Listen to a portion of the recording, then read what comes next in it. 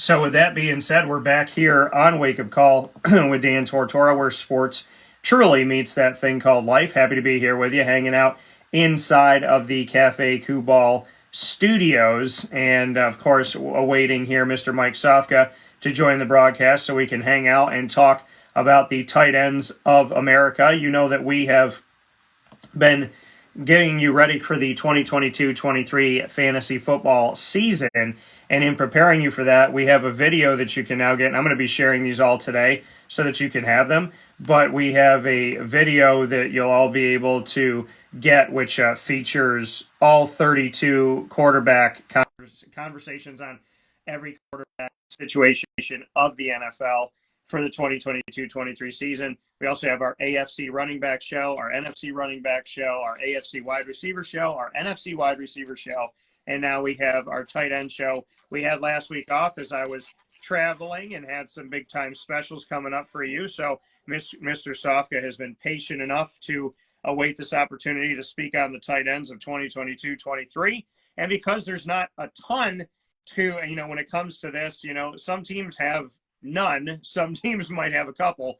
So we're able to get through all 32 franchises in this one episode of Wake Up Call inside of the Fantasy Football Power Hour, proudly presented by the Wildcat Sports Pub. Mr. Sofka of Hall of Fame FantasyFootball.com. How you doing? Doing wonderful. How are you, Dan? I'm doing very well. And Mike, we're going to jump right into this conversation here. We're going to start in the NFC, and then we're going to jump to the AFC from here. But we're talking about the tight ends, all 32 NFL franchises, and we are here with you, like I said, inside of the Fantasy Football Power Hour, proudly presented by the Wildcat Sports Pub, 3680 Milton Avenue in Camillus, New York. It's right down the road from Witty Wicks, and you can find the Wildcat there 7 days a week, indoor and outdoor seating, and of course, you can also go for takeout and delivery by calling 315-487-2222. That's 315-487-2222 for the Wildcat. So make sure you do that today. So with that being said, Mike, we're going to hop right into this thing, and we're going to take a look at the north, south, east, and west of the NFC, and then we'll head to the AFC when it comes to the tight end position specifically is what this show is going to be all about. So we're going to jump right into the tight ends here, Mike, and we're going to start things off in the NFC North. And in starting off in the North, that will take us first and foremost to Chicago, and your thoughts on their situation as they have Cole Kmet, who has filled in a little bit at times, is expected to be the guy. James O'Shaughnessy, who has been the guy that Jacksonville brings on, lets off. They've been going back and forth with him, and in my opinion, disrespecting the man. And I've interviewed him. I like him, and his tattoo game is on point. I'll tell you that much. So Cole Kmet is there. James O'Shaughnessy, Ryan Griffin. What are your thoughts on Chi-Town? Yeah, they got some guys who have some experience, but that's about it. And these guys, none of these guys has really wowed anybody at any one given time. Cole Kmet coming into his third year here. This is a guy who had an opportunity to shadow a Jimmy Graham, but Cole Kmet's got to find the end zone. They got to use him in the end zone. He can body up against somebody 6'5", 250. This is a red zone target, so he needs to work on touchdowns. I got him ranked at number 15, so he's a mid-range tight end 2 for you. I follow 9 other guys who do rankings as well. I round myself out to the 10, and then this is how I keep myself in check, and this is how I make sure I don't miss anything. The highest I've seen anybody have him ranked is 10th, and the lowest I see anybody have him ranked is 20th. So I'm right on the money at 15. Yeah, Cole Kmet last year in PPR leagues, he had 60 catches, up from 28 from the year before, 612 yards, which is good for a tight end there. He was averaging 10 yards per catch, 10.2, but he did not have a touchdown last year. So in PPR, it's good. Possession-wise, it's good with Justin Fields and company. So, Cole Kmet, yeah, he's not in my top 10, but I think that, we could put him in the top 20. So I agree with you in having him somewhere nestled in between 10 and 20 as he's a good possession receiver. We know that he's been able to up his yardage with Justin Fields out there, and now it just comes down to, will Justin look to him in the end zone? And that is something that could obviously improve his draft stock. The Detroit Lions, as we take a look at the fact that they will go one more year with Jared Goff, probably, I would think, in anticipation of the fact that they will be drafting a quarterback in the 2023 NFL draft. They have at tight end TJ Hawkinson, who, came in with a lot of fanfare, right? But the question is, where can he go from here? Now, Devin Funchess, believe it or not, who used to be a wide receiver in Carolina, is now a tight end on the list in Detroit. So just a little note there for you, those of you playing the home game, wondering where Funchess has gone. But TJ Hawkinson, as far as he goes right now, Mike, what are your thoughts on his draft stock and his value as we step forward? Well, this is a guy who in 2019 was one of two tight ends taken in the top 20 from the University of Iowa, the other being Noah Fant. He's a big body guy as well, 6'5", 251. I think if he played on any other team besides Detroit, this guy would be a top 3 potential tight end. But, he's in Detroit, and it is what it is. Now, Detroit has beefed up their receivers a little bit, and Detroit's going to be playing from behind a little bit, so they're going to throw the ball. Maybe he can find himself some red zone opportunities. I think he's good enough to be a tight end 1. I don't think he's a top end tight end 1. I got him right in the middle there at 6. Yeah, I think TJ Hawkinson, you look at, first and foremost, the Jared Goff situation. Could it be a little bit better? I hope it is. But, we look at him in 2019 as a rookie. He had 2 touchdowns, 32 catches. Then he had 6 touchdowns, 67 catches. And last season, 4 touchdowns, 61 catches. So we know, and he's been targeted in the last 2 seasons at least 84 times, 101 times in 2020, 2021.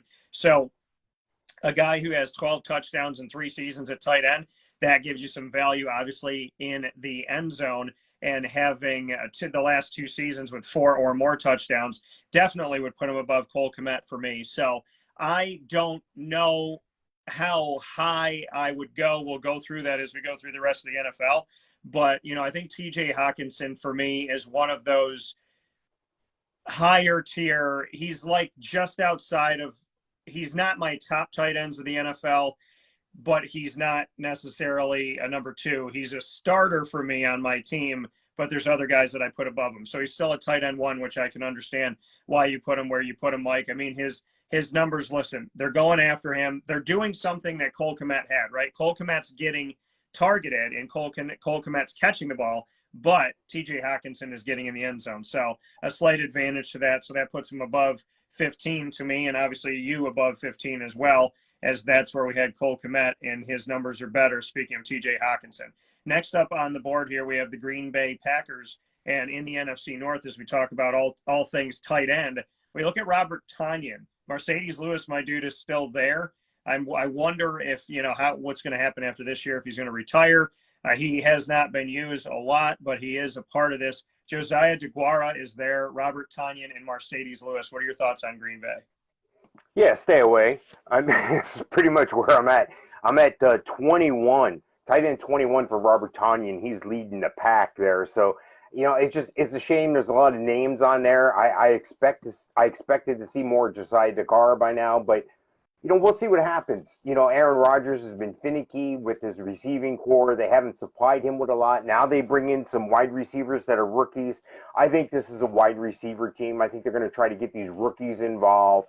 Maybe a Robert Tonyan or Mercedes Lewis steps up and gets you a touchdown somewhere in week 6. But I wait now. If one of these guys starts to blossom and things start to open up and they start to heavily use one of these guys, you got to monitor situations like this, because one of these guys could turn it on at any minute. You want to be on that front half of that before he peaks too high and everybody's already on him. And only if you have an injury or something go wrong with one of your guys. But I would just stay away from Green Bay right now at the tight end position. Yeah, let's make it easy. Stay away from it. I like Mercedes Lewis. He is somebody that personally I like to interview and I like to be around. As far as fantasy football-wise goes, he's not utilized in Green Bay. Tonyan hasn't been consistent. I had to pick him up and put him on my team for some assistance, and there wasn't much. So I would stay away from it in Green Bay right now. Minnesota, Irv Smith is back there doing his thing. Kyle Rudolph was there for a long time, and Kyle Rudolph eventually started to filter out here. But here's Irv Smith, and your thoughts on what value Irv brings to the game in Minnesota. Yeah, he's going to get more than 43 targets this year, I believe. I believe his touchdowns will be up. He had 5 touchdowns last year. Coming into his 3rd year here, this is where they expect him to make a move. Of course, Justin Jefferson has taken the league by storm at the wide receiver position there. And Dalvin Cook, when he can stay healthy, they're a great team. Kirk Cousins used to be the Mendoza guy. Now he's a little bit above that. He's a guy that can keep things going and find guys like Irv Smith in the end zone. So hopefully they're going to script that a little better for him, and Yeah. Irv Smith will be able to find the end zone. Right now, I got him just one step above Cole Kmet at 14.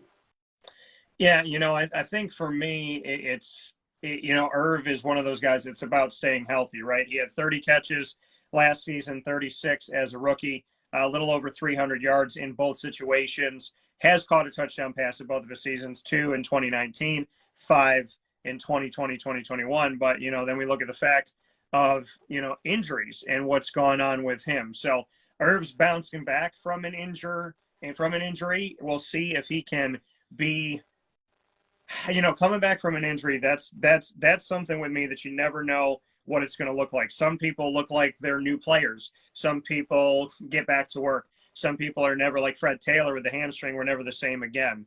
So, for Irv, I would question this because of the fact that he's coming back from injury. So I would tailor my expectations of Irv Smith Jr. a little bit. He's not a bad bet to have there, but I still would relegate him as a backup because of the situation of coming off of an injury.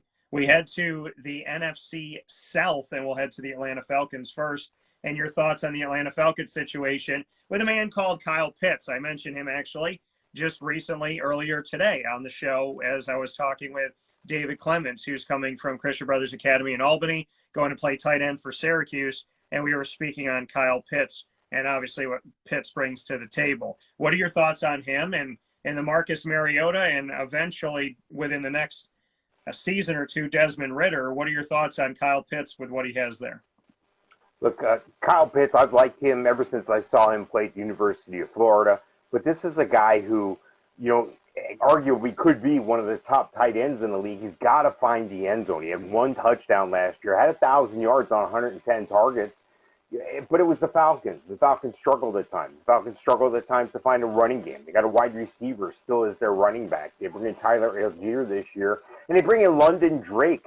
So I don't think any of that's going to hurt Kyle Pitts simply because, well, there's no Calvin Ridley this year. He's suspended the entire year. So this is a great opportunity for him to develop some chemistry with Marcus Mariota and hopefully find himself in the end zone a little more.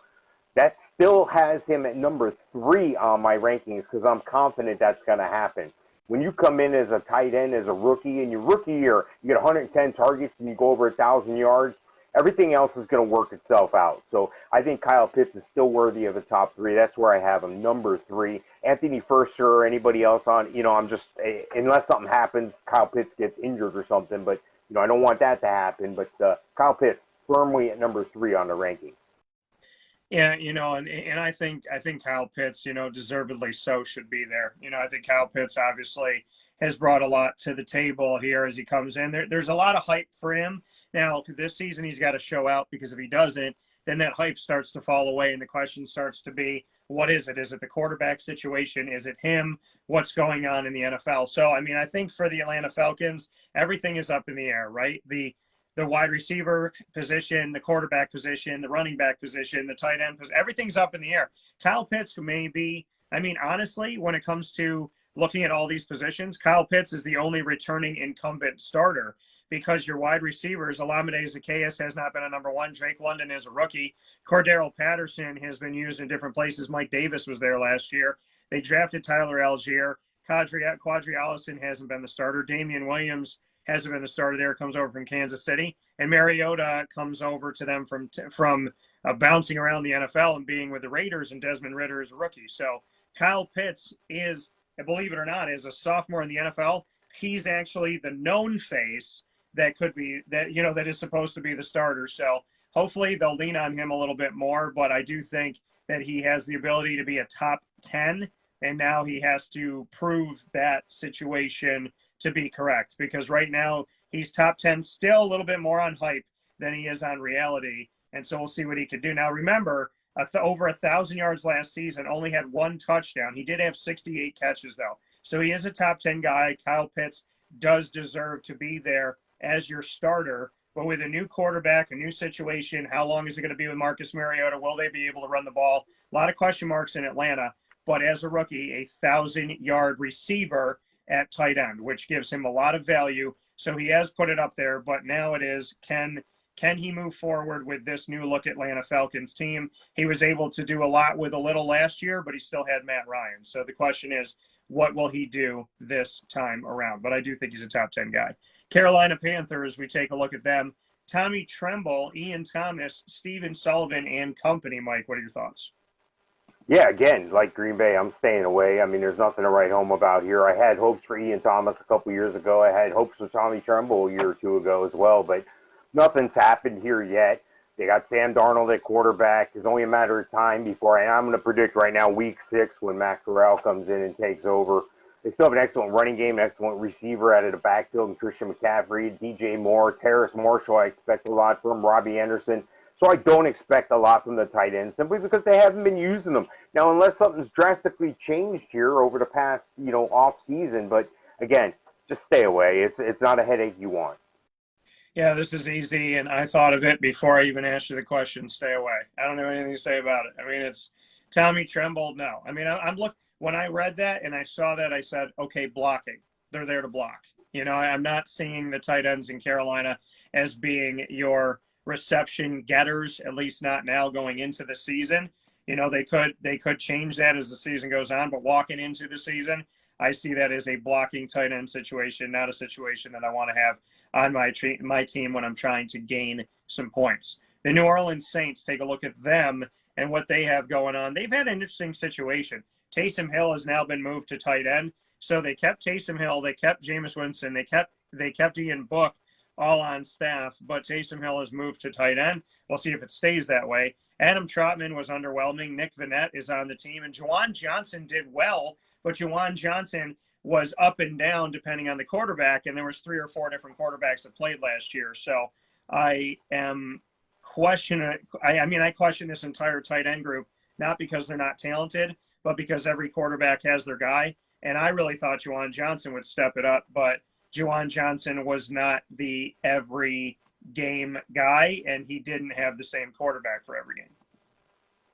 Yeah, I'm convinced that the position change for Taysom Hill. Look, I think it was a coin flip for New Orleans on what they're going to do, but they're going to exhaust the use of Jameis Winston for one of two things. Something's going to happen. Something's going to give. Over a third of the quarterbacks go down every year. Jameis throws a lot of touchdowns. The problem is half of them are usually to the other team. Yeah. So if he can correct that situation, I think Taysom Hill was moved to tight end because, A, they're deficient in the tight end department. You would think Nick Vannett would have come around by now. I expected Juwan Johnson to take a step up. But Adam Troutman, I think, is the leader of the pack. I think Taysom Hill gets in there on more so you can move him around. He can be a move tight end. He can even step in at quarterback. He can even run a trick play where they pass a la Trey Burton in the Super Bowl. So this is a situation where I think it's more about the money and the future contract. Taysom Hill's an older guy, though. He's on a 3-year contract now. But I think they're just trying to keep themselves in check. I think they're still going to rely on him if they need to as a backup in the quarterback position. But don't forget, they have Andy Dalton and they have Ian Book in the house, too, and they'd like to see more from those guys. Andy Dalton, of course, getting a little gray in the beard as well. So, it's a weird situation in New Orleans right now. They did bring in a good receiver in Chris Olave and Jarvis Landry. Of course, Alvin Kamara can catch the ball out of the backfield. Mark Ingram is a stalwart in the locker room. So this is a team that I like. I just don't like any of the tight ends on my team. I can't count on these guys. Yeah, and to go back to what I was saying, Juwan Johnson had 4 touchdowns last year, and Trotman had 2. So, I would keep an eye on Juwan Johnson, keep him on your waiver wire line, keep him in your probably free agency line, and just watch him. I think that that's a sleeper name that could help you out later on in the season. But do I think that any one of these guys is going to be a definite for you right now? No. And you got to check your leagues, right? When you're drafting, you have to check to see who allows what, and do they write Taysom Hill as a quarterback, or have they changed him to tight end? So that's something you got to look to. But I don't think that that's something that I want to touch with a 10-foot pole. However, I will be looking at Juwan Johnson just to keep an eye on his statistics. Tampa Bay, we saw the retirement twice of Rob Gronkowski. So now we have Cameron Brate and Kate Otten. What are your thoughts? Yeah, I like Cameron Braid. I always have. He's always been that guy. He's flown under the radar. He's had some injuries, and even through the OJ Howard situation, he still stayed on the field. So this is a guy who's proved himself. Now I like the guy. If you're in Dynasty, a late draft pick, a late guy you could pick up now with the announcement of Rob Gronkowski being gone is a Cade Otton. I think this brings some value to him. Not right away, not this year, because Tom's always going to look for a Gronk. If he don't have Gronk, tight end's out of his mind, except for maybe a Cameron Brate in a red zone. I can see that happening. Because of that, because of Mike Evans, because of Chris Godwin, because of the tools they have, because of the Leonard Fournette who proved he can catch passes in Tampa, because of a Rashad White, because Gronk's not there, I think that hurts a guy like Cameron Brate. So I got Cameron Brate as 26. Again, I'll watch that situation, the dynasty situation. No, I'm going to go ahead and look at Cade Otton because everyone else is getting long in the tooth there and with no Gronk. Now, look for a Gronk to maybe unretire again at some point, maybe week 10 or so. Didn't want to go to OTAs, doesn't want to do all that camp. That's for chumps. But I don't know. I don't know enough about that situation. Maybe he is gone for good. But it's questions like that got me leery. So I just don't think. Now I'll keep my eye on Cameron Brate, see how much of a red zone target he is early in the season. But I'm not going to draft him. Yeah, no, and I think that ultimately that is. I mean, I think the Cameron Brate situation. I agree with you. I think he drops here because first and foremost, OJ, it was between him and OJ Howard, right, for the longest time. Then it was him, OJ Howard, and Rob Gronkowski. And we look at Cameron Brate last season, still caught 4 touchdown passes, 245 total yards, 8 yards a catch, 8.2, and 57 catches 30 catches last season. He was targeted 57 times, so he caught about half of the passes that came his way. He dips down the line for me out of the 20s. And he's another guy that, like Juwan Johnson, that I'm going to watch, but I'm not going to draft because that's just not a situation I want to touch right now. And I would not be surprised, like you said, if we saw the unretirement again of Rob Gronkowski, who likes to take after his buddy Tom Brady. And, everybody knocked Brett Favre for unretiring like 4 times, but Tom Brady, with all due respect, is halfway there. So we'll see what he does in this situation as we step forward. The NFC East will take a stop here with the Dallas Cowboys first and foremost and take a look at their situation. Dalton Schultz did step up a little bit last season. What are your thoughts? Yeah, Dalton Schultz is the better tight end than people realize. And the reason for that is simple. It's the team he's on. He's on number 1 scoring offense. Now, there's a couple changes to that team now. I mean, Amari Cooper's gone. Cedric Wilson's gone. Michael Gallup tore his ACL in January. They had a rookie brought in Jalen Tolbert. They'd like to see Simi Fehoko do something. But Dalton Schultz is he's not the most talented. He doesn't have the best hands. He's not the best blocker. He's not the fastest guy. He's not a red zone monster. But he's good enough at all those things to keep him on the field. That's why they franchise tagged him. He's an integral part of what they got going on. So I think when you mix in a CD Lamb and you look at the other options with Zeke and Tony Pollard, I think Dalton Schultz is going to get a fair amount of targets. I like Dalton Schultz. I wish I could rank him higher than 7. But that's a tight end 1 for you, and that's one you can get value. However, there's going to be that Dallas fan in your league that's going to overdraft him. Now, I am going to have some things coming up soon on the site, and you and I will probably discuss it later on, Dan. Average draft position for each player. Because what happens is you get in your draft, you're like, okay, I know Mike said he's a top 7, and I don't think, you know what I mean? You got to know when these guys are going to go in the draft. So when I say he's a value pick, you got to know, okay, if it's the 7th round, if it's the 10th round. So we're going to have that information for you. I'm still compiling those stats because it's still early in draft season, but I can count on Dalton Schultz. I would be okay with Dalton Schultz being on my team. Like I said, he's number 7 on a tight end ranking right now.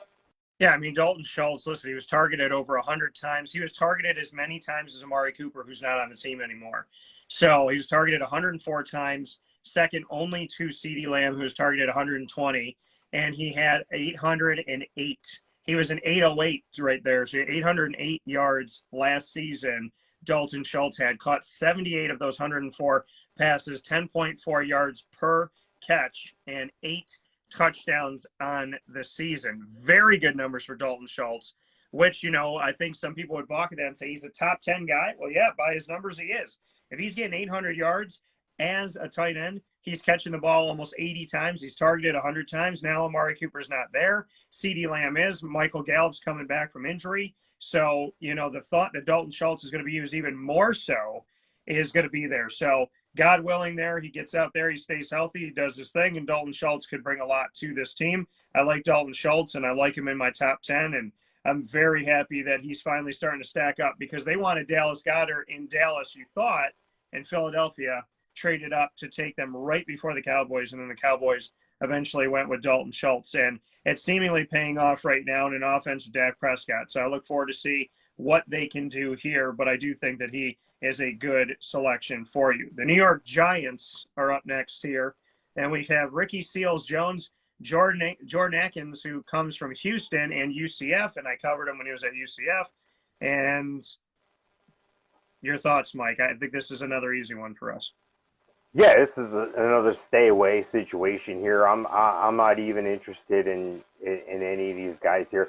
Daniel Bellinger out of San Diego State, 4th-round pick. He's more of a run blocker, but he has soft hands. This is a guy who can find himself in the end zone. He's probably going to be the starter over Ricky Seals-Jones because that's what they drafted Bellinger for, to be the run blocker behind, make some room for Saquon Barkley, keep him healthy.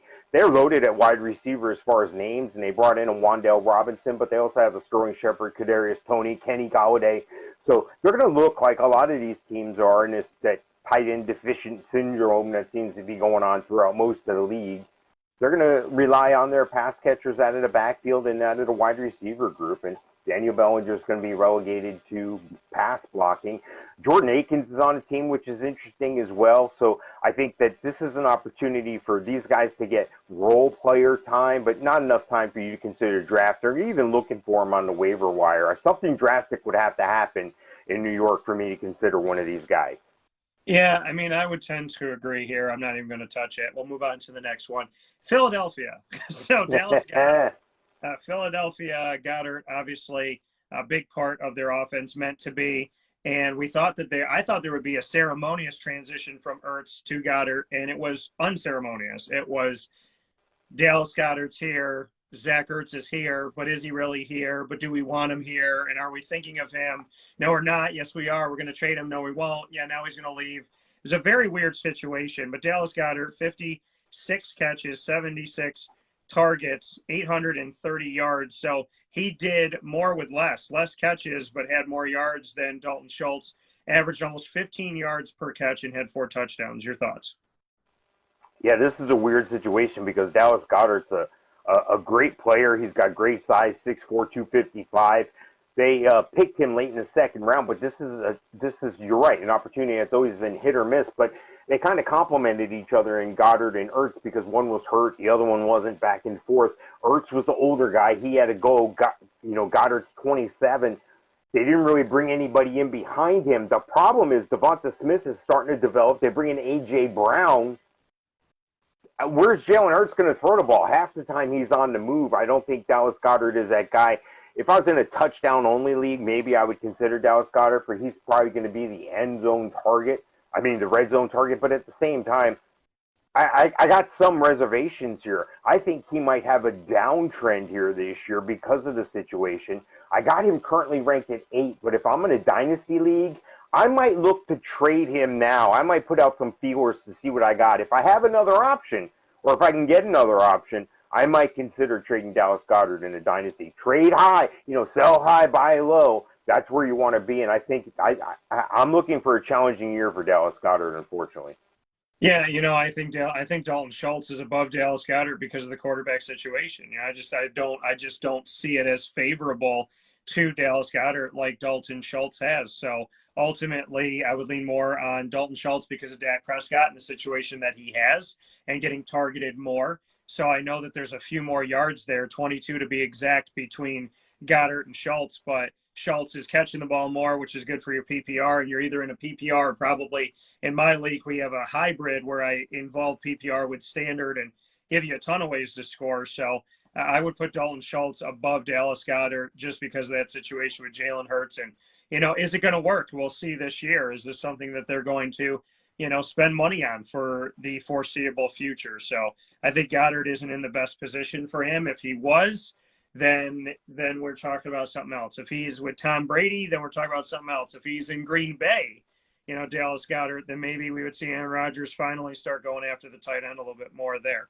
In Washington with the Commanders, as we get set to finish off the NFC East in our tight end discussion of all 32 franchises heading into the 2022-23 season in the Fantasy Football Power Hour, proudly presented by the Wildcat Sports Pub, 3680 Milton Avenue in Camillus, New York, open 7 days a week, massive television screens, a private area that you can have reserved for your party, as well as a stage and plenty of wonderful things to eat there. You can also go for takeout and delivery, 315-487-2222. That's 315-487-2222 for the Wildcat. Logan Thomas, period. What are your thoughts?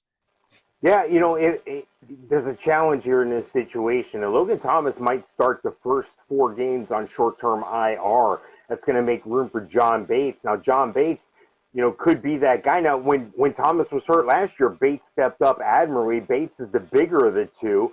Logan Thomas is the older of the two. So don't let John Bates get out there and get hot. Logan Thomas might not see the field again, but I'm not excited about either one of these guys. What I am interested to watch, though, is Carson Wentz likes to throw to the tight end, a la his time with Dallas Goedert and Zach Ertz, especially over the middle, especially in the red zone. They got some speed at receiver. Don't forget, Curtis Samuel was hurt all last year. They bring in Jahan Dotson, and Terry McLaurin is a stud. Yeah. That's a lot of mouths to feed. Antonio Gibson can catch the ball out of the backfield. J.D. McKissick can catch the ball out of the backfield. They bring in a bruising running back in Brian Robinson. I think Logan Thomas is a guy that I'd be looking to sell on if I was in Dynasty. I don't know if you're going to get any bites with his age. And John Bates is a guy I would watch to see how he starts the season and see if I have room on my bench for him, because he might fill in admirably. Now, conversely, if you pick up John Bates because you're in a bad spot and he takes off, trade him before week 5 because it's going to go downhill if Logan Thomas comes back. So just keep those things in mind. I'm not interested in going out of my way to draft either one of these guys. I got Logan Thomas on the higher side, even missing potentially the first 4 games at 26. Yeah, you basically what you just said is your stay in the Bates Motel, if it happens at all, will be short-lived. So I'm not touching Washington at all. NFC West, let's move over there. Now we head off to the NFC, and we'll start things off with the Arizona Cardinals, the only team in the NFC West that doesn't start with an S. The Rams do, because they used to be St. Louis. It used to be 1 of 3, but now it's Los Angeles for now. I always say for now because the city of Los Angeles has never been able to hold on to their team, but maybe winning a Super Bowl can help them do that. The Arizona Cardinals, you take a look at their tight end, they have Zach Ertz, and they have Trey McBride and Max Williams. Your thoughts? Yeah, if I was in a dynasty situation, I would take a hard look at Trey McBride. He's not Kyle Pitts, but he's the best tight end out of the class coming in here. Zach Ertz, getting a little long in the tooth. He can still play. He's still productive, and he's still going to play well in Arizona. They brought in Marquise Hollywood Brown, A.J. Green at 154 years old, still going to be there. Rondale Moore is looking to continue his upswing here. James Conner, can he stay healthy? Darrell Williams, is he going to see the field? Zach Ertz is the guy. Zach Ertz is number 10 on my ranking. Bottom end, tight end, 1 for you. And again, if I was in a dynasty situation, I had an aging tight end where I was just outclassed everywhere else, and I can grab a Trey McBride, by all means, I'm going to do that. But Zach Ertz is the only guy I'm interested in rostering in a redraft situation. Again, number 10 on the rankings. Let me show you this in your face. Zach Ertz and Dallas Goedert, after Ertz was shipped off to another nest, a Cardinal and not an Eagle anymore, Ertz caught as many passes last season as Dallas Goedert. Both caught 56, and guess what? Ertz did it in 11 games. Goddard did it in 15. So just to put that out there for you, to let that marinate for a second there. So appreciation to that. I know that Goddard had over 800 yards and Ertz had 574. But seeing that they caught the same amount of passes and that it was done in less time for Zach Ertz, that's something there. Ertz is a guy that I think Trey McBride's going to step it up. He's a person that is a very, very deep sleeper. I would just watch that. He might not even show up when you're looking for free agents. You might have to keep going down the line because the numbers may not be there. And that's later on in the season. But Zach Ertz, not a bad guy to make a play for and to put on your team. And as long as he stays healthy, he's got a better situation, arguably, than Goddard right now. So, I think that Ertz is still there. He's still viable, but there's better options out there for you. The Los Angeles Rams, we take a look at the Rams situation here. And with the Rams coming off of their Super Bowl celebratory run here and parade in LA, we take a look at the fact that Tyler Higbee is back doing his thing. Gerald Everett is bouncing around the entire NFC West, but not the Rams anymore. We have Kendall Blanton, Bryson Hopkins, and company. What are your thoughts? And is Tyler Higbee good enough to draft?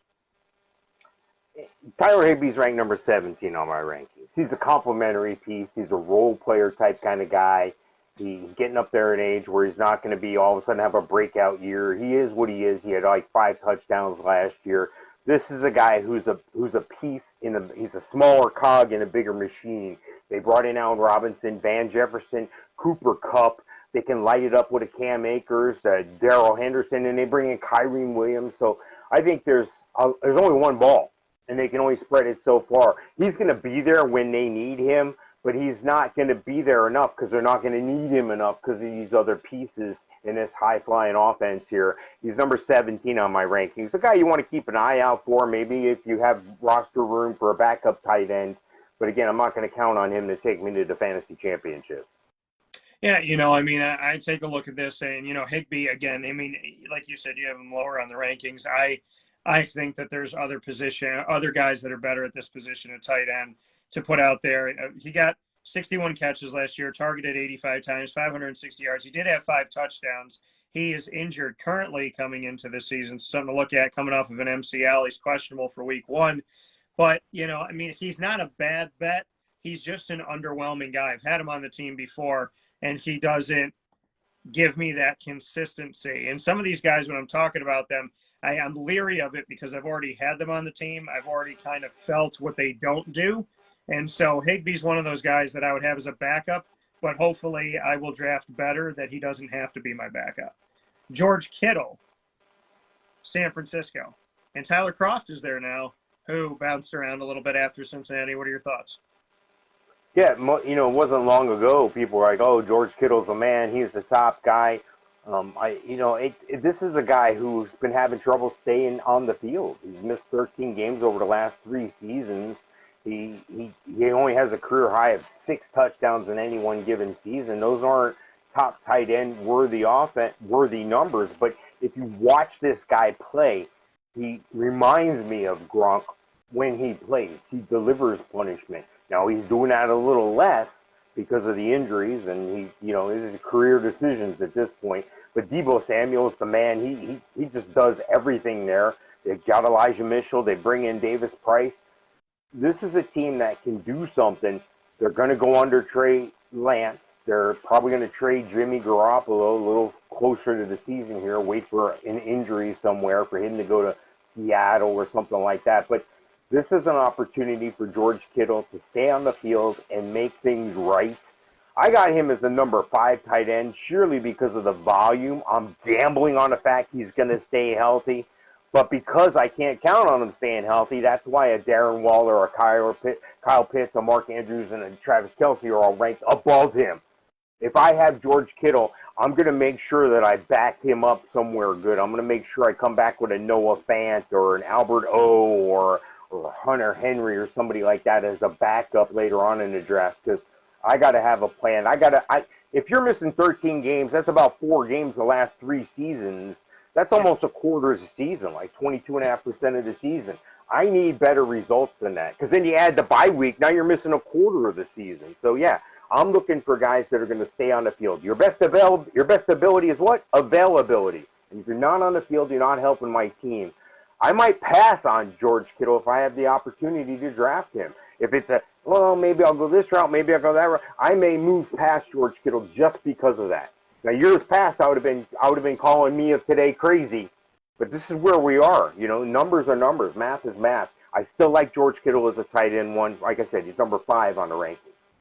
Yeah, George Kittle's still up there, but not a top 3 guy right now. And I think, that's really what you're saying. And he was targeted 94 times, caught 71, 910 yards, about 13 yards a catch, and 6 touchdowns. Staying healthy is important, though. And what they're going to do, they still have Jimmy Garoppolo.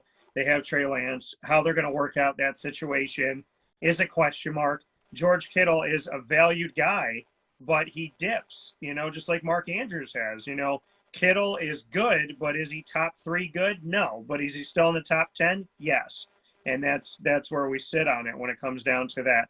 The next one that comes up here for us to end the NFC is going to be the Seattle Seahawks. And for those of you on mixlr.com/wakeupcalldt, make sure you jump over to Facebook and watch the rest of us there, and we'll talk with you tomorrow morning at 9 a.m. Eastern Time.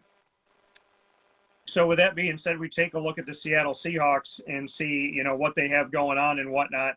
Seattle-wise, taking a look at their situation at tight end, I mean, Seattle has been one of those teams where guys have gone there that had the name and it just didn't work out, right?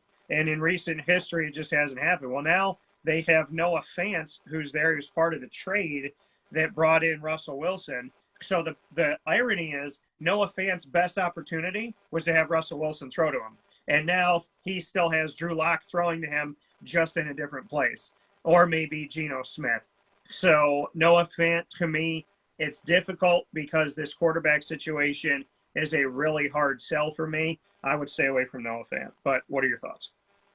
Yeah, I lean that way as well. Right now, I got him ranked at number 16 just based on his potential and his ability. But you're right. Geno Smith, Drew Lock. I mean, they got a Jacob Eason on the roster, but, I mean, are they going to bring in a Baker Mayfield? So, there's a lot of unanswered questions here. They're going to run the ball. Chris Carson may be struggling to come back, and would be their best back, but he's getting long in the tooth. They drafted Kenneth Walker, who I look to be an outstanding running back, and just take control of that backfield.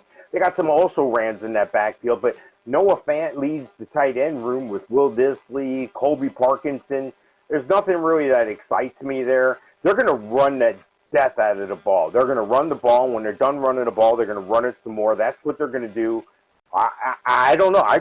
You know what? Next year's quarterback class is supposed to be a little bit higher ranked, a little bit better than this year. Maybe they're just going to hold out and tank the season. I find that hard to believe they would do that, but their defense is struggling. Their offense looks like it's going to struggle. They're probably going to be one of the worst teams in the league, even with that home field, the 12th man in Seattle. I would kind of stay away. But like I said, Noah Fant wouldn't make a bad backup tight end for me. I got him at 16. Yeah, I mean, again, it's a backup situation, and it's a desperation move, I think, because Noah Fant has the talent, but what is he going to get? Who's going to throw the ball to him? How accurate is that throw going to be? How consistently good is that going to be? So that's my issue with the entire situation, is that it's not good for him. It's not favorable for a tight end. He can't throw the ball to himself.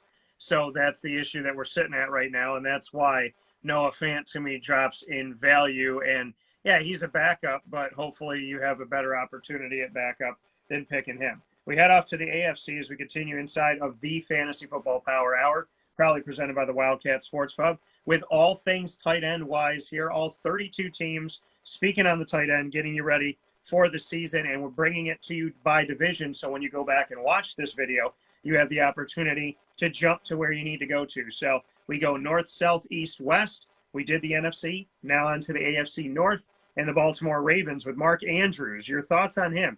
Can he bounce back, and can he have a season that, looks as good as we had him ranked last year, Mike? Yeah, as a matter of fact, I think he exceeded expectations last year, and I think he's going to exceed expectations this year as well. Simple reason, look at the wide receiver room in Baltimore. They got rid of Hollywood Henderson. The name's Rashad Bateman, who I think will take a step up.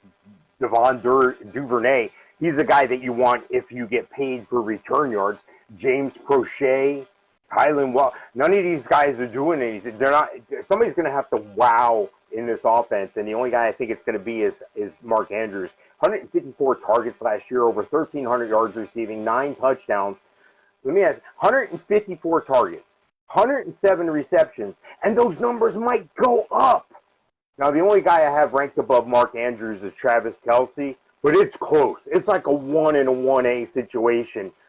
I may lean toward a Mark Andrews above a Travis Kelce. I may do that, especially in a league where maybe you get paid. Some leagues nowadays, they do this thing where tight ends get 1.5. Like if it's a PPR league and you get a point per reception, some leagues do like a 1.5 for tight ends, making the tight end position that much more valuable. That makes him even more valuable. So I think Kelce's justifiable up there on my rankings at number 2. I'm sorry, Andrews is number 2, right behind Kelce at 1.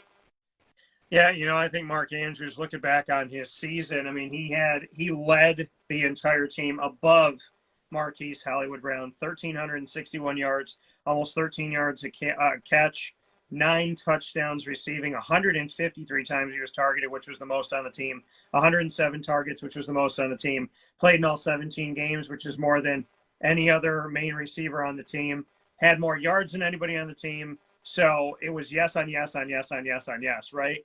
More yards, more targets, more receptions, more games played, and more overall touchdowns. Mark Andrews was the guy of the team, and shame on me. I thought that he didn't have as well. Looking back at these numbers, I'm like, holy crap. So Mark Andrews, we had him as a top 3. Now I think you can argue him there to stay in the top 3, obviously, and to move to the top 2.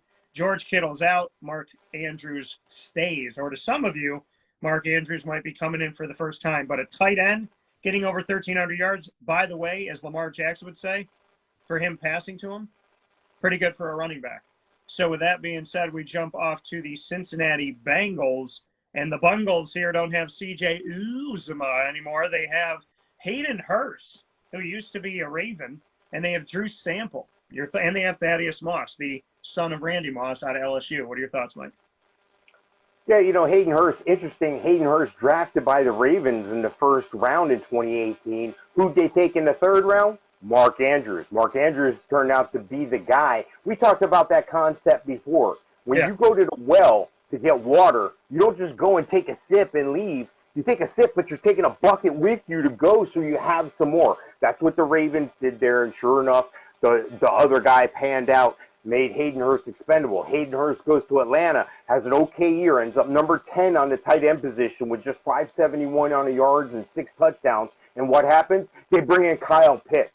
So this is a guy who's been expendable at each stop he's had, and I see that, going to continue here because with T. Higgins, Jamar Chase, and Tyler Boyd, there's only so many footballs to go around with Joe Mixon and Joe Burrow. So I think Hayden Hurst was brought in to stabilize that tight end room.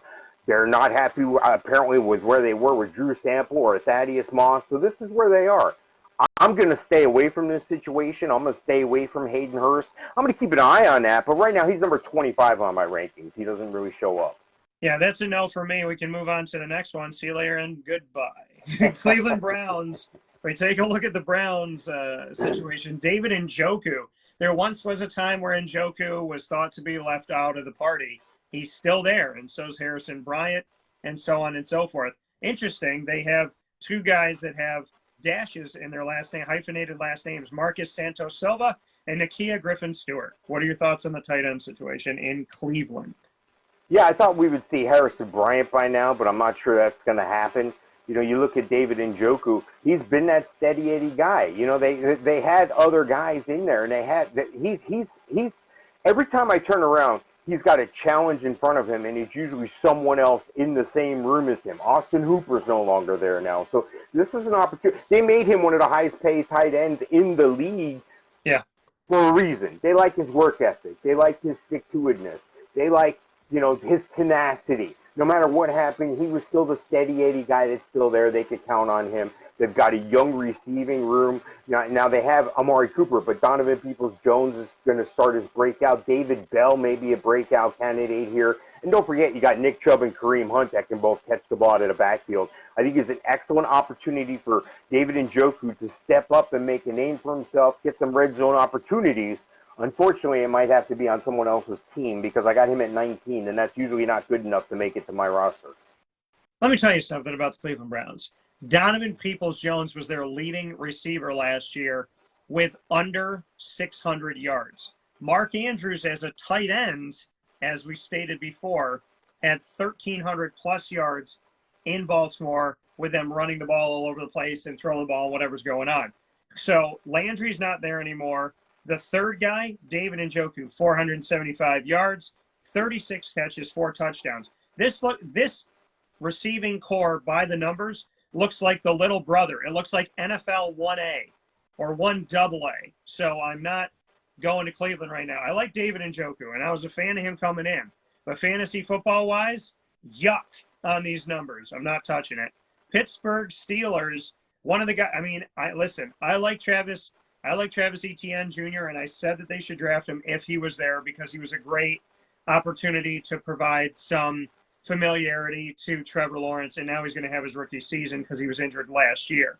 But the guy that they didn't get when they drafted Travis Etienne Jr. is the fact that they missed out on Pat Freiermuth. And it sounds like something that, like, you know, they ask you if you're in a cafe, would you like some Freiermuth on the top? Would you like me to leave the Freiermuth? That's what it feels like. Pat Freiermuth there. He is my favorite Steeler right now. I said if I bought a Steelers jersey, it would be his. Or Miles Jack, since he's a former Jaguar that I interviewed. 7 touchdowns for Freiermuth. 497 yards, pardon me there. 79 targets, and he caught 60 of them. But now he has Mitch Trubisky and Kenny Pickett eventually throwing to him. What are your thoughts?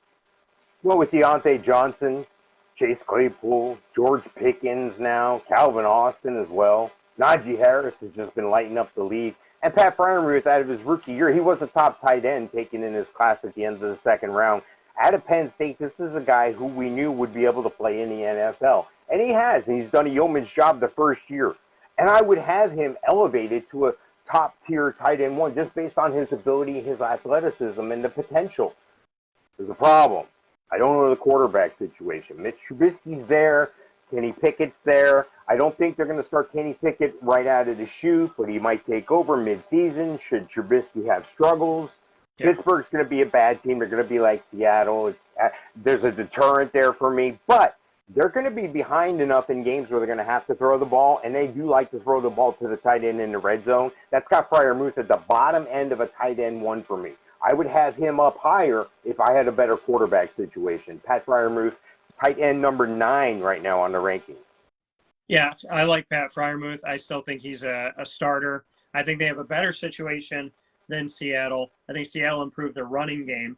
But as far as Pittsburgh goes, I think that, I'm concerned because of what you said. I'm concerned of the quarterback situation. But I do believe that Freiermuth will eventually get it done, and in a lot bigger way than anything in Seattle. So leave the Freiermuth on the top of my coffee. Just understand that I'm going to be ordering something prior to, and I'm going to take that coffee home for later. That's kind of how I look at it. I like Freiermuth, but he's not my starter right now because I got to see what's happening with him and Kenny Pickett of the future. We move on to the AFC South. And Mike, can I make this easy for us? Brevin Jordan, Farrell Brown, Teagan, Anthony, yada, yada, yada, and Houston Texans, and I want to talk about it. So, not that I don't want to talk about it, there's nothing to talk about. Do you have any value here with Brevin Jordan? Do you have any value with Farrell Brown? I'm not trying to disrespect these guys at all individually. I'm just saying Houston, we said Houston, we have a problem like 3 years ago, and I'm still sitting here 2-3 years ago. We said it, I'm saying it again. I don't see any value in fantasy for these guys. Actually, this may be a situation where there may be some value. You just have to wait for it. I don't think anybody's going to bust a brain cell trying to figure out what round they should draft Brevin Jordan in. But he's the guy to keep an eye on. He's got the skill and the elite athleticism to be able to make it happen.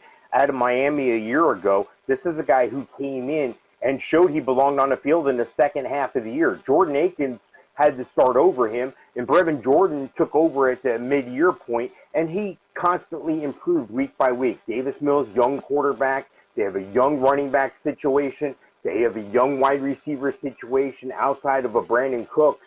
This could be, keep an eye on him, is what I'm saying. Keep an eye on Brevin Jordan. I'm not drafting him, but I'm going to keep him. I'm going to keep an eye on him for the waiver watch the first few weeks here. Mike, I appreciate your positivity. You're a glass half full in your kindness. I will respectfully say, no, thank you. To the Houston Texans, not to you. To the right now, to the, maybe Brevin Jordan does it, but of the teams we talked about prior to, I have more faith that they're going to kick it out than he will. So well, I shouldn't say than the whole Houston Texans situation. I'm not a fan of it right now. However, I'm going to watch it, and we're going to see what happens. As of right now, the answer is no, but in the future, maybe. Jelani Woods, Kylan Granson, Mo Alley Cox. Your thoughts on, there's no Jack Doyle there anymore to bail him out. What are your thoughts on the Colts? Yeah, Jelani Woods looks like an excellent up-and-coming guy here. Mo Alley Cox, same class as George Kittle back in the day, but, he's waning. It took him 3 or 4 years to get on the field and develop. He's the starting guy now. They bring in Kylan Granson last year. I looked for him to explore his game more like what's the Dallas Clark from back in the day when he was a tight end with the Colts. He was more like a receiver in a tight end position. Jelani Woods is a fast guy. Didn't have a stellar career at Oklahoma, but was underutilized his first 3 years. Alec Pierce should be a big-time play for you at receiver with Pittman and Paris Campbell. I'll tell you, if Matt Ryan can put something together here, they're poised for a run with Jonathan Taylor. They're going to run the ball. They're a run-fast team. I just don't see myself with any of these tight ends. I'll keep an eye on a Mo Alley Cox. I'll keep an eye on Jelani Woods and Kylan Granson, see if these guys can get on the field. But, yeah, I'm moving on. Colts, no. Next one. Jacksonville Jaguars, we take a look at them. Evan Engram they have tried every year for the last almost decade, ever since they let go of Mercedes Lewis for the last, at least 3-4 seasons. We've been sitting here saying, well, they got 4 guys. They got 6 guys. They got 5 guys they're trying out. They have Dan Arnold coming back. They have Chris Manhertz, who they brought in last offseason, Luke Farrell, who they drafted last year, and they have Evan Engram coming in. Evan Engram is the guy who has the most experience being the starting guy. 3 touchdowns last season for the Giants, 408 yards, targeted 73 times, caught 46 of them in 15 games. What are your thoughts? Yeah, I've liked Evan Engram ever since he came into the league. I still think he has some hops. I still think he can get something done. It's going to be interesting to see how they use him. I think Trevor Lawrence had a better year than people can understand when you actually look at the game tape. I think Travis Etienne is going to be a critical part of this offense. There's an aging receiver core outside of Christian Kirk, but Christian Kirk has that chemistry with Trevor Lawrence from college at Clemson, and he also has that chemistry with Travis Etienne from Clemson. James Robinson maybe hurt a little bit at the beginning of the year, so I'm thinking of Evan Engram as another one of those guys. You just have to watch. I don't think I'm going to draft him. He's number 20 on my rankings. He's usually not good enough to get on my roster as a tight end. But again, I'll keep an eye on this guy. I'll see. Yeah, I think I'm going to have to watch on that too. Honestly, in my opinion, the entire AFC South is wait and see. Austin Hooper's the next one on the list. Austin Hooper was something. We were hoping he was going to be something, remember? And we said he had to show himself in Atlanta, and he finally did. And then he went off to Cleveland, and he disappeared, as many things in Cleveland do. And that's probably where Jimmy Hoffa's body is, to be honest. And so, because a lot of bodies get lost in Cleveland when it comes to this stuff in fantasy, Austin Hooper, 345 yards, 3 touchdowns last season, 38 catches, 61 targets, and now he's a Tennessee Titan. What are your thoughts? Yeah, I'm not overly impressed. There was a time I was high on Austin Hooper, but that's going back a few years. And things wane and things change, and there's a guy, 27, smart guy, went to Stanford, but they got some questions at quarterback as well with Ryan Tannehill. He's probably going to be there a couple more years. Malik Willis, I think, is a project. But, I just don't think that this is something I can hang my hat on. Outside of Derrick Henry, I don't see a lot to get super excited about in this offense. So, again, I'm going to pass. I'm going to wait and see on this situation here because I got Austin Hooper at 24 on the rankings. Jeff Swaim, I don't think is a threat. Again, I'll just watch and see if I need a situation, a bye week fill in, or somebody gets hurt, later on. It's a watch and see situation for me. At the wide receiver and tight end positions, the entire AFC South is wait and see for every one of the four teams. And then with the running backs, it's Jonathan Taylor with the Colts, right? In Jacksonville, we'll see if they use Travis Etienne Jr. and James Robinson together. Do they put Raekwon Armstead in there for any help? And then when it comes to Tennessee, we know it's Derrick Henry. And then, when it comes to Houston, it's a question mark. So really, half of the running backs, the wide receivers, and the tight ends in general are all question marks in the AFC South. And that is something that is leaving the AFC South once again wide open for the taking. It's the Wild Wild West in the South, and we'll see who decides to come out of that thing alive. And Trevor Lawrence was better than people gave him credit for, and I think he'll continue to improve this season. Going to the AFC East, speaking of improving, we have a team that's trying to get to the Super Bowl. Dawson Knox is the Buffalo Bills tight end, and they just brought in O.J. Howard, and Tommy Sweeney, who I covered in college, is going to help him out a little bit. What are your thoughts? Yeah, I like Dawson Knox, especially if I'm in a touchdown-only league. He had 9 touchdowns last year. He's obviously a red zone target for Josh Allen. They bring in another running back in James Cook. They got a stellar receiving core with Stephon Diggs and Gabriel Davis, who I think is underrated. Jamison Crowder's in the bunch there. They bring in Khalil Shakir. Say that 10 times fast. Dawson Knox is going to be pushed by an O.J. Howard, but I don't think he's going to be threatened by him. But Dawson Knox is draftable. He's number 12 on my rankings. Bottom end, tight end 1 for you.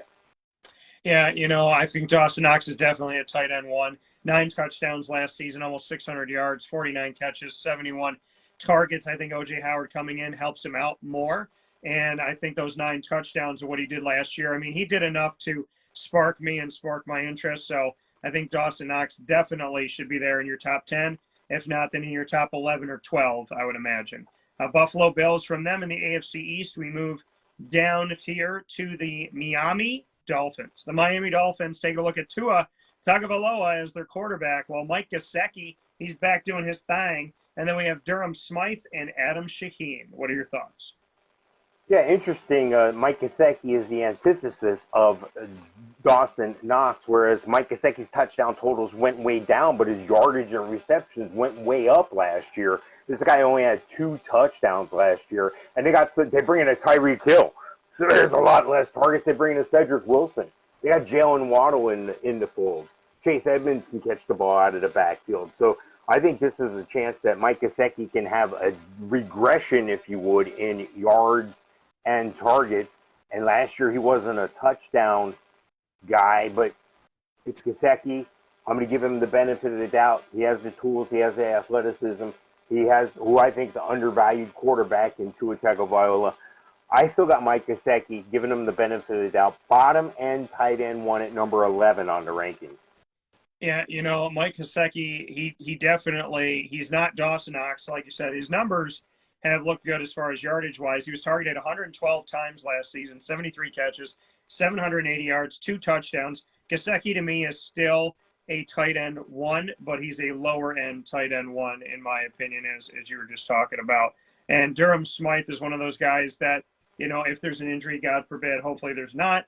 If there was one, he's somebody to look to on free agency, as he will probably be sitting out there. The New England Patriots, take a look at them and their tight end situation as we give you all 32 tight end situations around the entire NFL in this edition of the Fantasy Football Power Hour inside of Wake Up Call with Dan Tortora, proudly presented by the Wildcat Sports Pub, giving you all 32 tight end situations with Mike Sofka of Hall of Fame FantasyFootball.com, myself, Dan Tortora of WakeUpCallDT.com, and together in winning fantasy football. We jump to the New England Patriots of the AFC East. Hunter Henry and Jonnu Smith. They tried it last year. They still have it. And they still have Dalton Keene and Devin Asiasi on the team. What are your thoughts?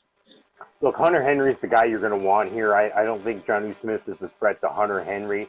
Hunter Henry, 9 touchdowns last year. There's a trust and a relationship, and that's important when you have a young quarterback like a Mac Jones to be able to know he's got that guy in his pocket.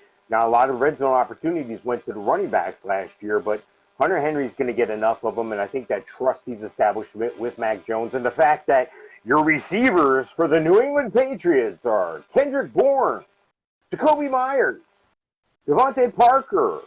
Yeah, there's a lot of crickets after I announce those names. So Hunter Henry's your red zone guy. He's your touchdown guy, I think.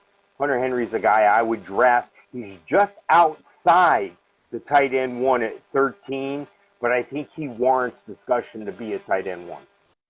Yeah, I think we're looking at a position. I mean, obviously Hunter Henry has shown he had 30 more targets than Jonnu Smith got last year, and so I think that says a lot of it right there in that moment. He also caught 50 balls to Jonnu Smith's 28, 9 touchdowns to Jonnu's 1. So Hunter Henry is the guy that you want, and Hunter Henry is a guy that I would put above a Cole Kmet. I would put him above, some of the other guys we talked about in Irv Smith right now. So I think Hunter Henry definitely has an argument to be in your top 15. The next one up here, and to finish off the AFC East before we head to our final division, we have the New York Jets. The Jets will have their tight end, CJ Uzomah, will be there, and Tyler Conklin.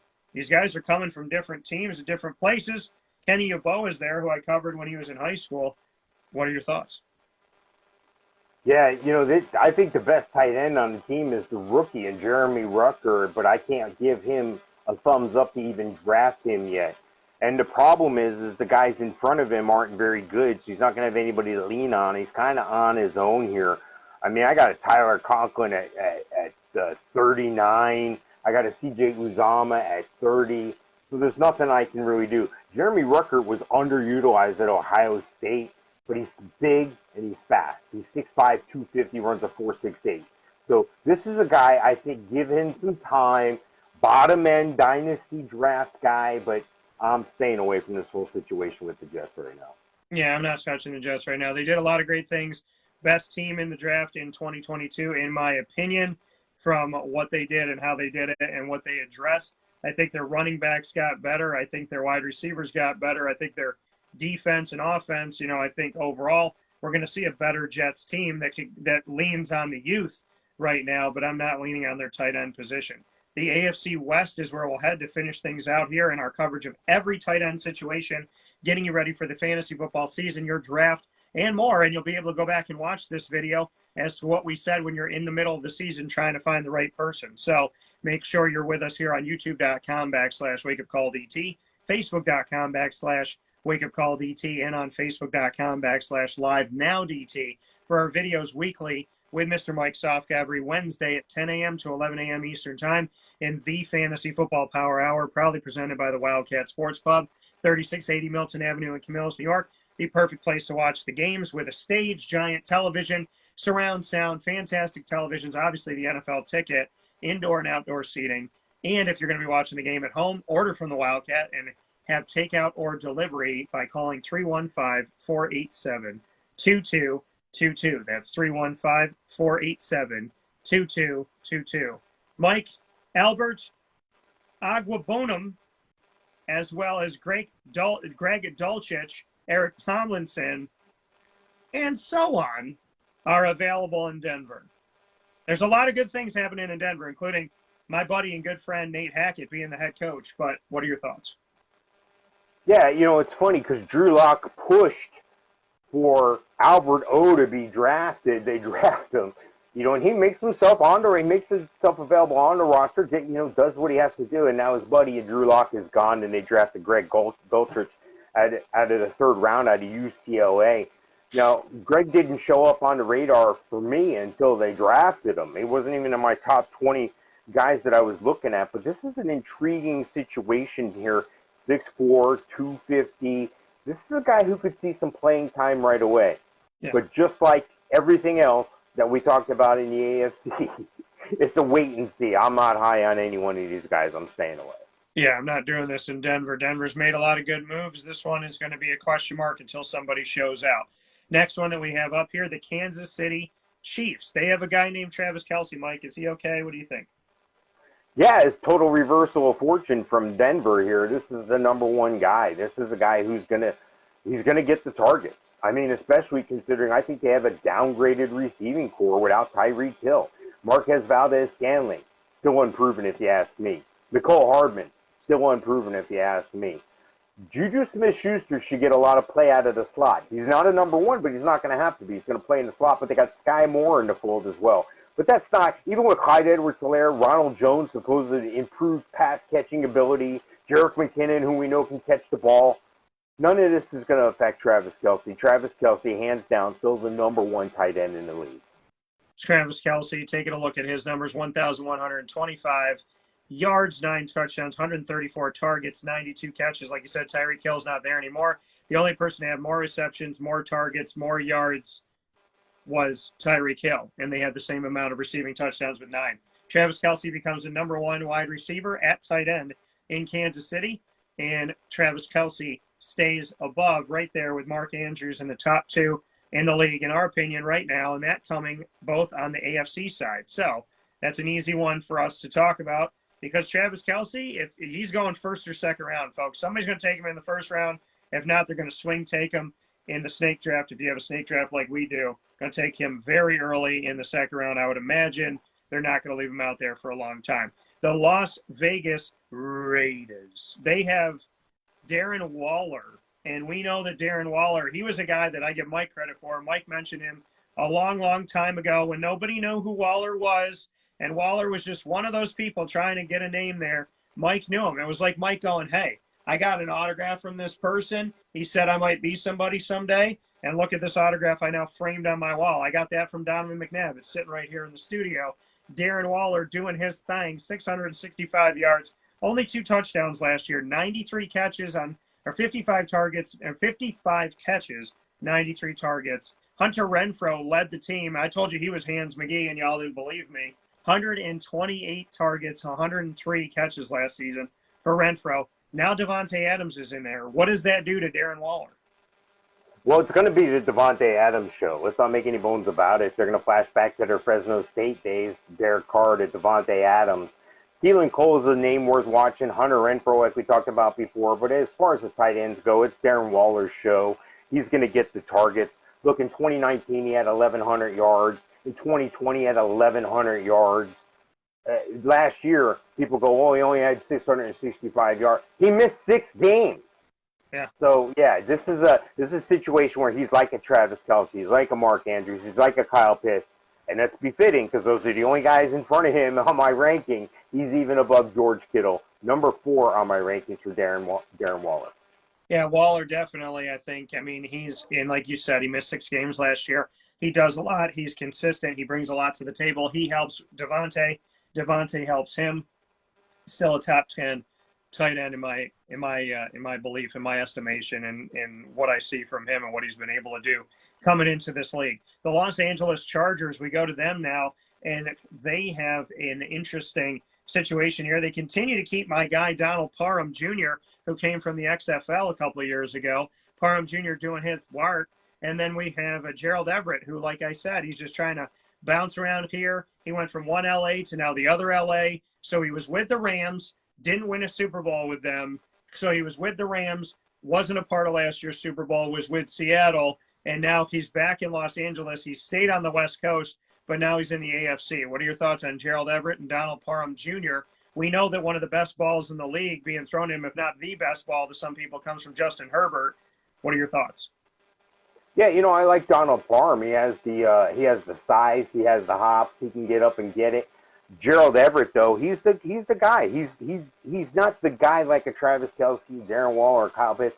He's that stabilizing force on the tight end position for them. And you know what? He don't care. He's good with it. He's got a Super Bowl ring.